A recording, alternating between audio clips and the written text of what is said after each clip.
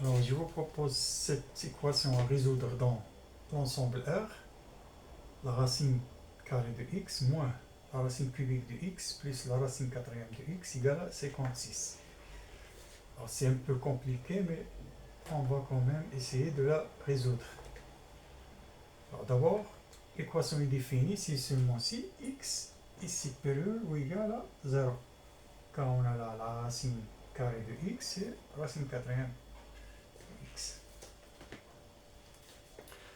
Alors, on a ici la racine carrée. On a ici 2, 3, racine cubique, la racine quatrième, on a 4. Donc, le plus petit multiple commun de 2, 3 et 4 est 12. Donc, on pose x égale à t à la puissance 12. Alors, on a la racine carrée de x égale à x à la puissance 1 demi. Égale à, puisque x égale à t à la puissance 12, donc t à la puissance 12 à la puissance 1 demi. Égale à t à la puissance 12 sur 2 égale à t à la puissance 6. Alors, la racine cubique de x est égale à x à la puissance 1 tiers égale à t puissance 12 à la puissance 1 tiers égale à t à la puissance 12 sur 3 égale à t à la puissance 4. Et on a la racine quatrième de x égale à x à la puissance 4 égale à t à la puissance 12 à la puissance 1 quart égale à t à la puissance 12 sur 4 égale à t à la puissance 3. Alors, on remplace dans l'équation. Donc, la racine carrée de x, c'est t à la puissance 6. T à la puissance 6. Alors, moins la racine cubique de x, c'est t à la puissance 4.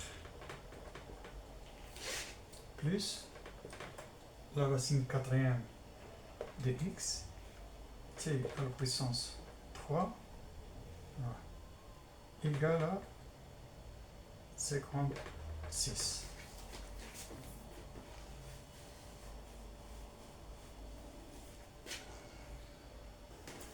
Alors là, on remarque que 2 est une racine évidente. Alors, on a 2 à la puissance 6 moins 2 à la puissance 4 plus 2 à la puissance 3 égale à 56. Alors, si on pose f de x égale à la racine carrée de x moins la racine carrée de 3, la racine cubique de x plus la racine quatrième de x, on pose g de x est égal à 56. Alors, si on trace les deux fonctions, f de x et g de x, voilà, c'est une fonction facile à étudier. La fonction est comme ça. On a ici g de x égale à 56, donc y égale à 56. Alors, les deux fonctions, ils se coupent en un seul point. Ce qui montre que l'équation admet une seule racine réelle, qui est x, t égale à 2. Alors, on a x égale à t à la puissance 12 égale à, ici, c'est 2 à la puissance 12.